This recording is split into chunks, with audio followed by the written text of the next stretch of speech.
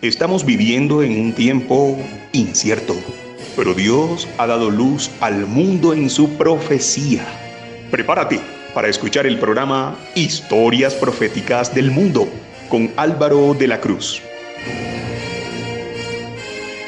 Saludos. Invitamos a los que escuchen este programa y quieran ponerse en contacto con nosotros, dirigirse al WhatsApp más 57 321 296 59 56. Más 57 321 296 59 56.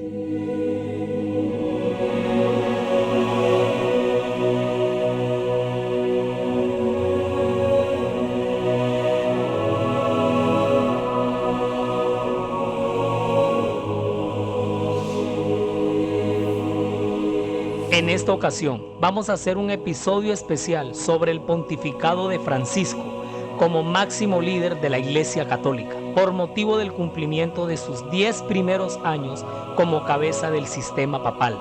Este es un episodio especial.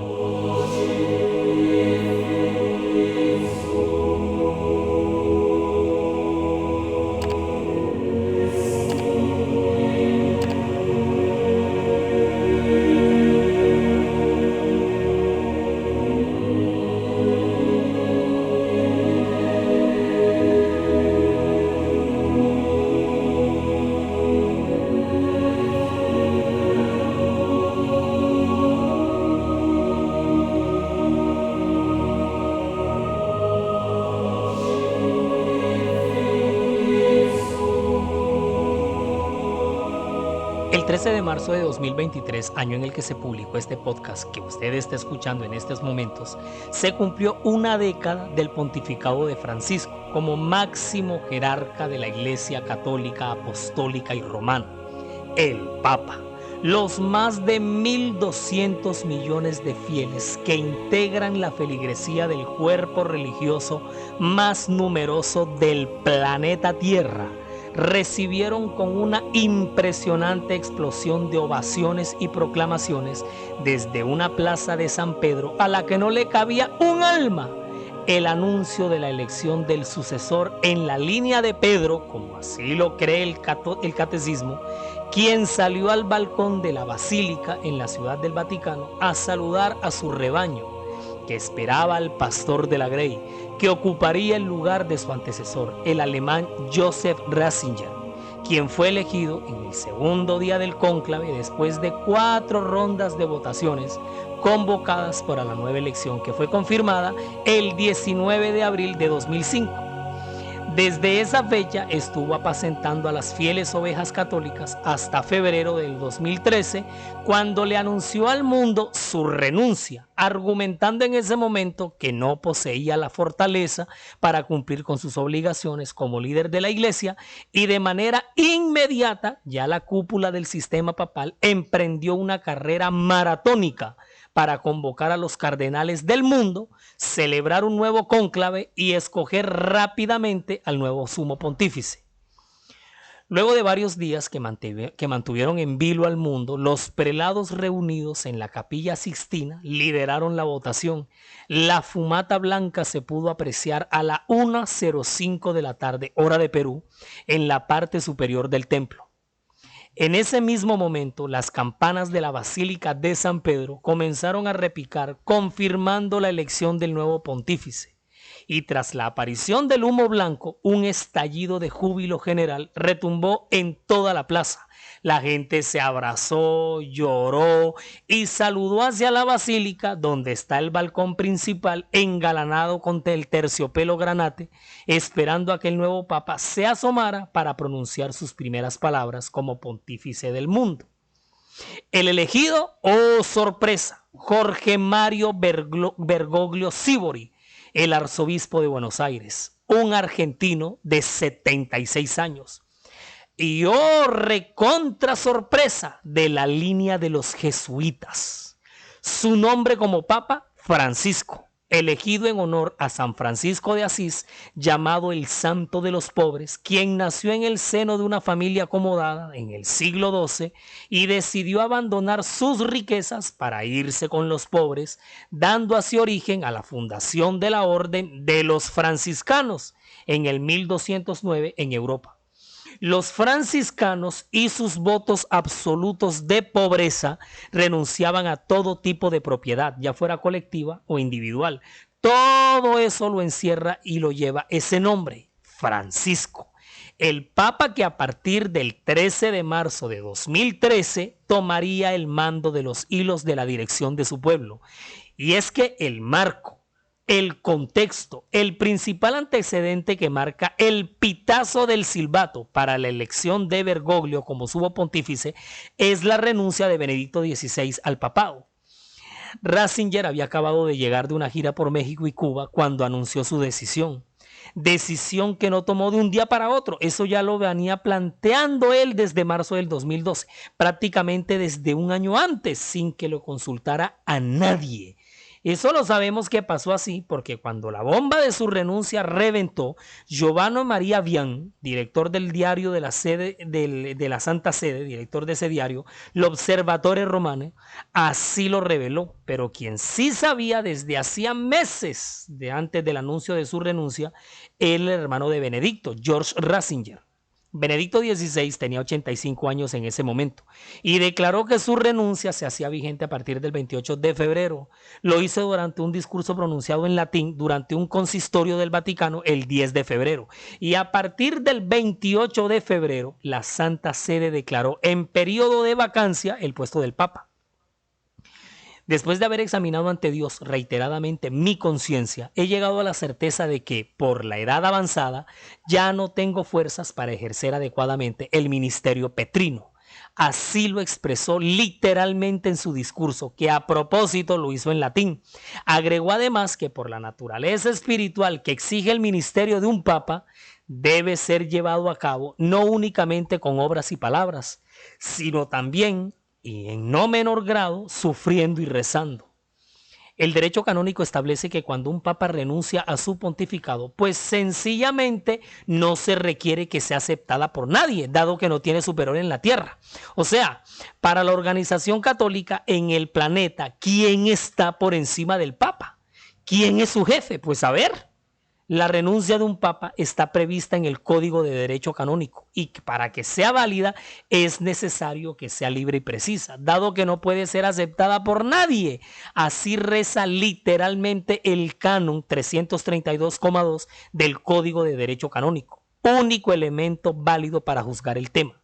Y el mismo código es claro al establecer que los dos modos previstos en la legislación para el cambio en la cabeza de la iglesia son, número uno, el fallecimiento o número dos, su renuncia. Y este segundo supuesto tiene una particularidad. No se requiere que sea aceptada por nadie, dado que no tiene supervisor en la tierra. Y encima de eso, remata declarando que una vez hecha la renuncia y manifestada a través del medio que sea a la iglesia por el pontífice romano, queda vacante. De manera inmediata, la sede pontificia ya no puede volverse atrás. Una vez la sede apostólica queda vacante, se procede a la convocatoria de un cónclave para elegir al nuevo papa. Y en este caso, la sede vacante comenzó el 28 de febrero de 2013 a las 8 en la tarde de Roma, según anunció el mismo Benedicto XVI en su carta de renuncia.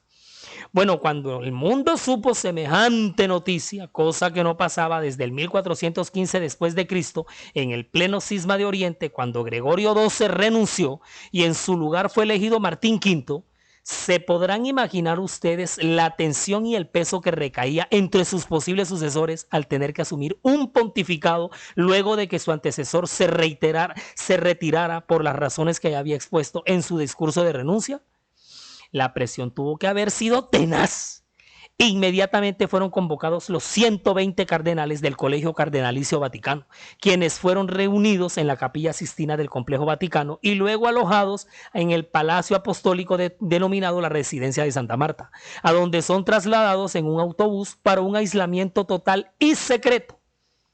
Entre ese selecto grupo de 120 candidatos resaltaban unos cardenales de pesos pesados como posibles sucesores, entre los cuales figuraban el austríaco Christoph Schorborn, Timothy Dolan de Nueva York, el filipino Luis Antonio Tagle, Peter Erdogan, que era húngaro, el italiano Angelo Scola de Quebec, también estaba Marc Huyet, Peter Turkson de Ghana, Cañizares de España, y la lista de fuertes opcionados es larga: Sodano, Rabasi, Monseguo, Amato, Sandri, etcétera, etcétera, etcétera. El elegido, el argentino Jorge Mario Bergoglio, quien va a escoger como nombre para su papado el de Francisco.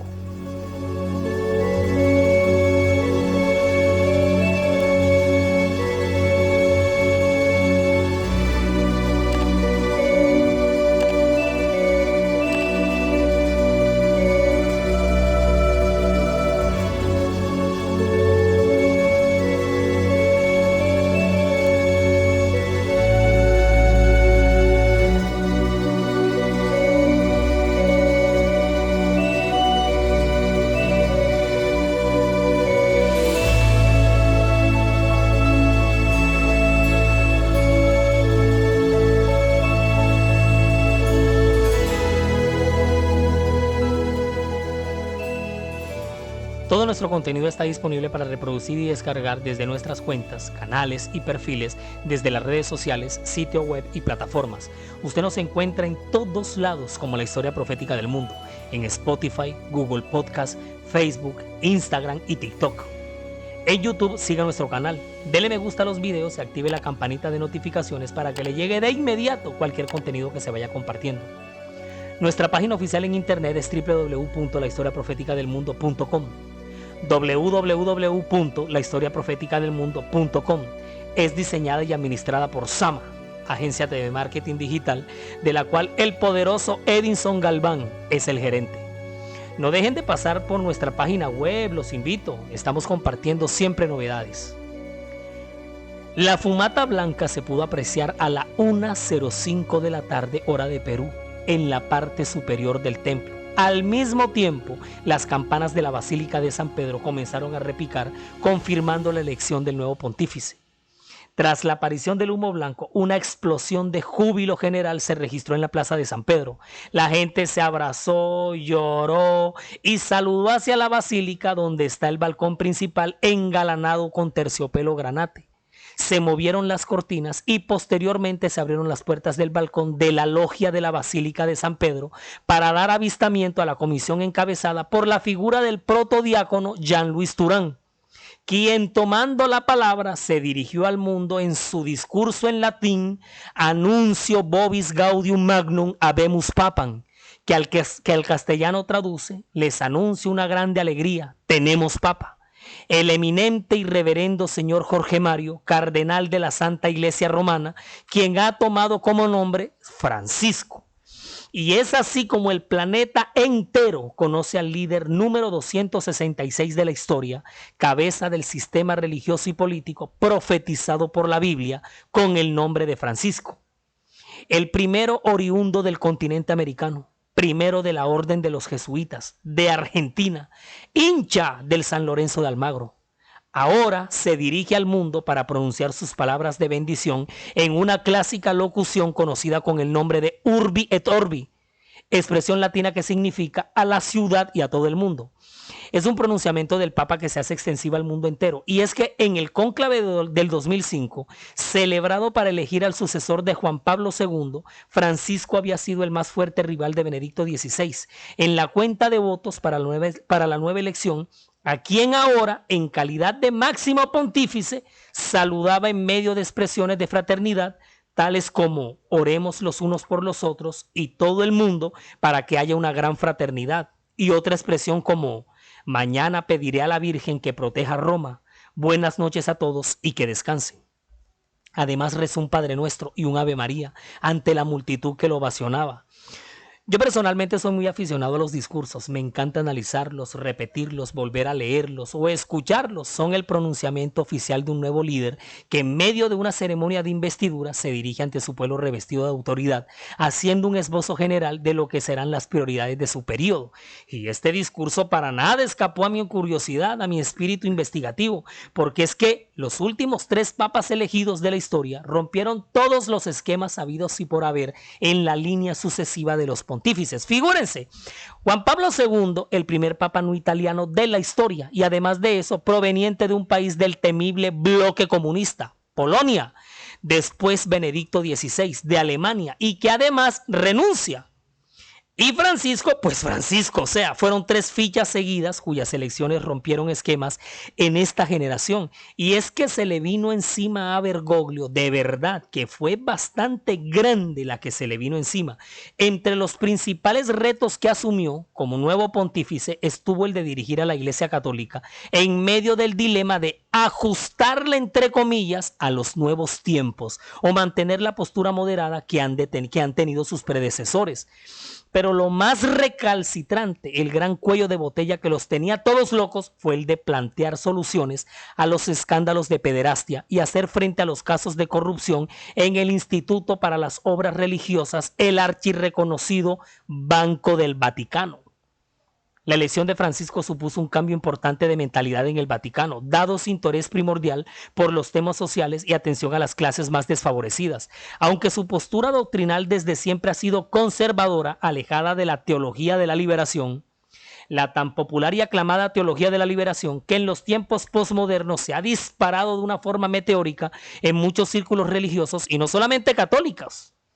De hecho, en sus primeros actos tras ser elegido papa, alabó la labor realizada por su antecesor Benedicto XVI, del que dijo sentir una gran gratitud y afecto por mi predecesor, quien revigorizó la iglesia con su fe, sus conocimientos y su humildad.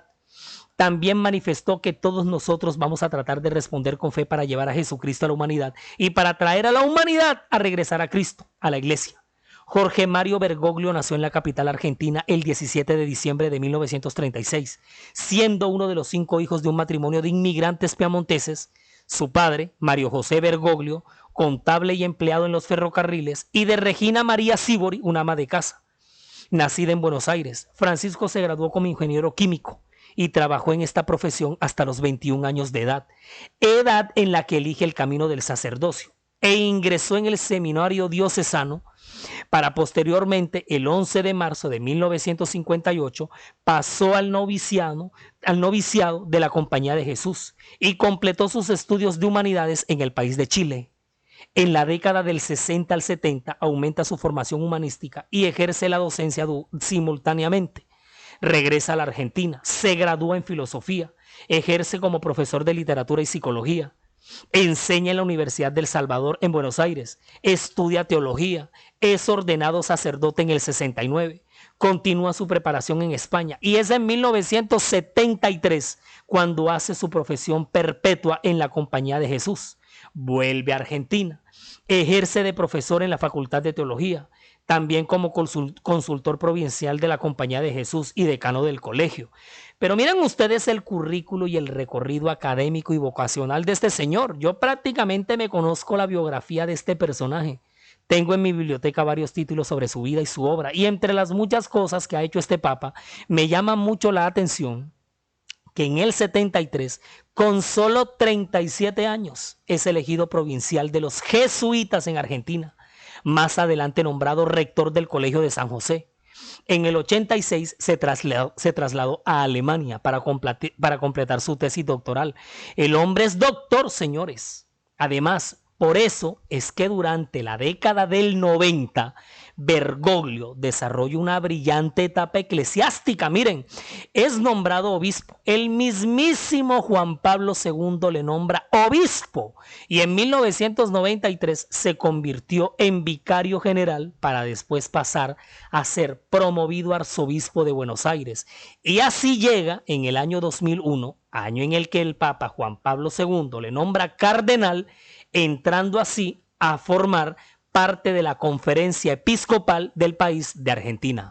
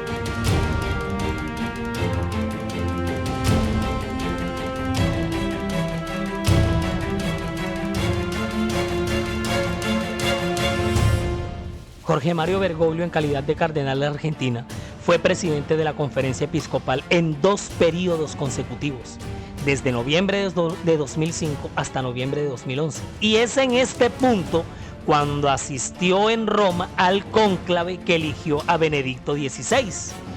Ya en aquel cónclave, Bergoglio había estado a punto de ser papa, quedando en segundo lugar por la cantidad de votos. Se dice que logró obtener 40 votos de los 77. Finalmente salió elegido el cardenal Ratzinger. En este último cargo, cardenal de Argentina, Bergoglio llevó a cabo un proyecto basado en 4 objetivos principales. Escuchen lo que hizo como cardenal: establecer una comunidad abierta y fraternal, un protagonismo de los laicos trabajando conjuntamente con los sacerdotes.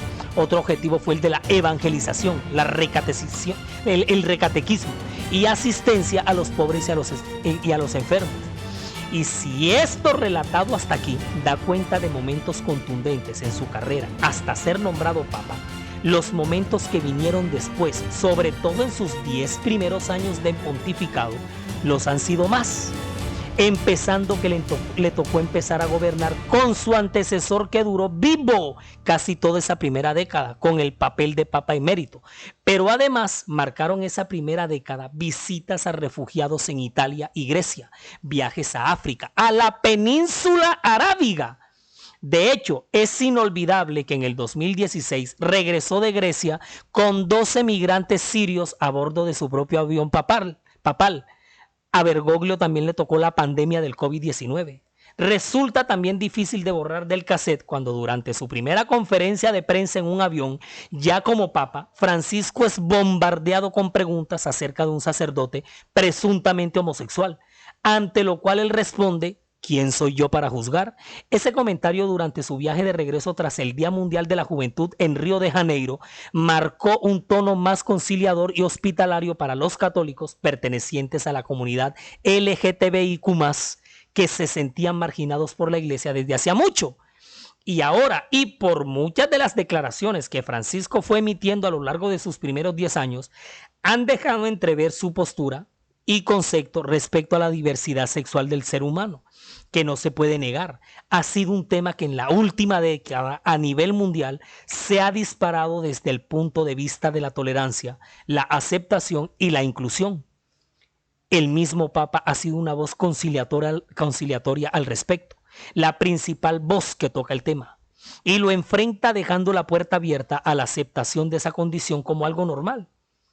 Al estrechar los lazos por este lado, otro lazo que Francisco ha estrechado, y bastante fuerte, ha sido con las religiones ortodoxas de Europa del Este. Es el primer pontífice de la historia que se reúne con el líder de la Iglesia Ortodoxa rusa, el patriarca Cirilo. O sea, con eso la rompe, la saca del estadio. Y de ahí en adelante los acercamientos con las religiones serán mucho más frecuentes, con un discurso de hermandad y conciliación en medio de la diversidad. Un gol olímpico Francisco lo va a meter con el mundo del Islam.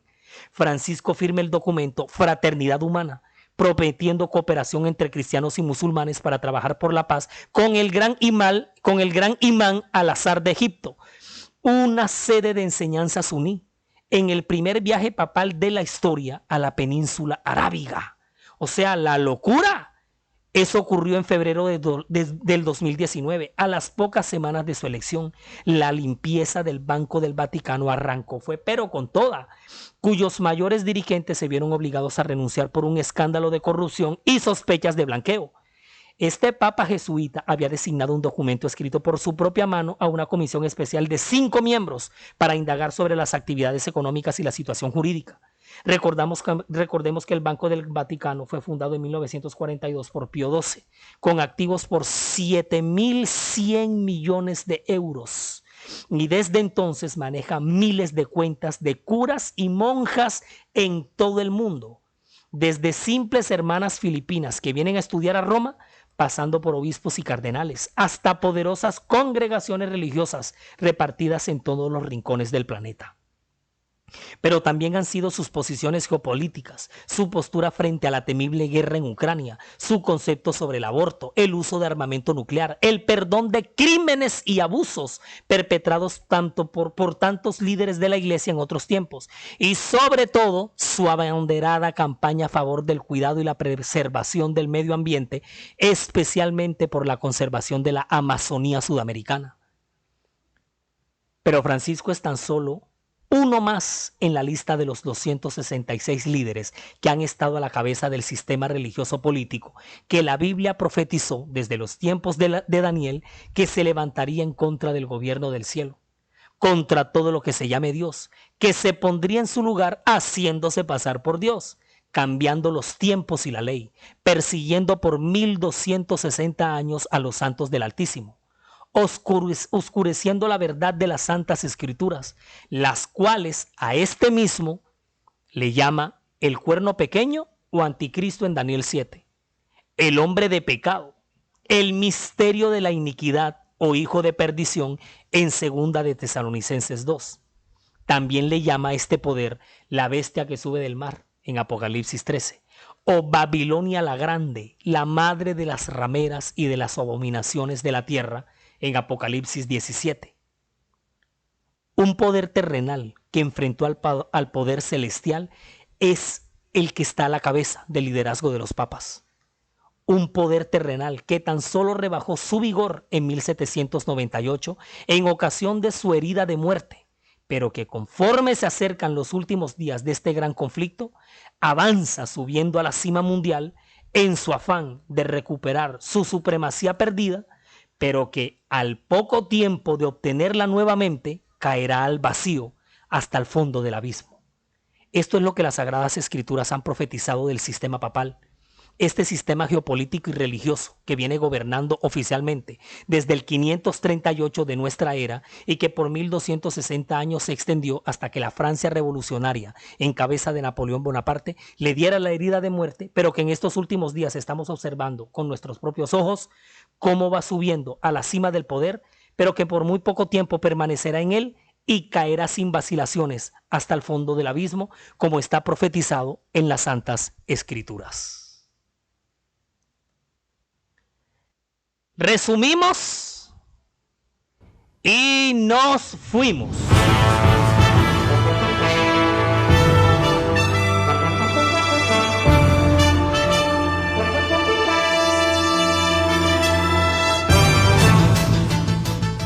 Uno, Jorge Mario Bergoglio, cardenal de Argentina, fue elegido papa el 13 de marzo del 2013. Se cumplen 10 años de su pontificado. 2. El sistema papal, este poder, es un organismo geopolítico y religioso profetizado en la Biblia como el anticristo. 3. Francisco, líder número 266 en la lista de este sistema, sentó su voz como precursor principal de una serie de reestructuraciones y reformas al interior de la Iglesia de Roma. 4. El sistema religioso romano se montó en el poder en el 538 y solo 1260 años después, en 1798, rebajó su dominio. Ojo, nariz y ceja, porque está buscando recuperar a toda costa su poder perdido. 5.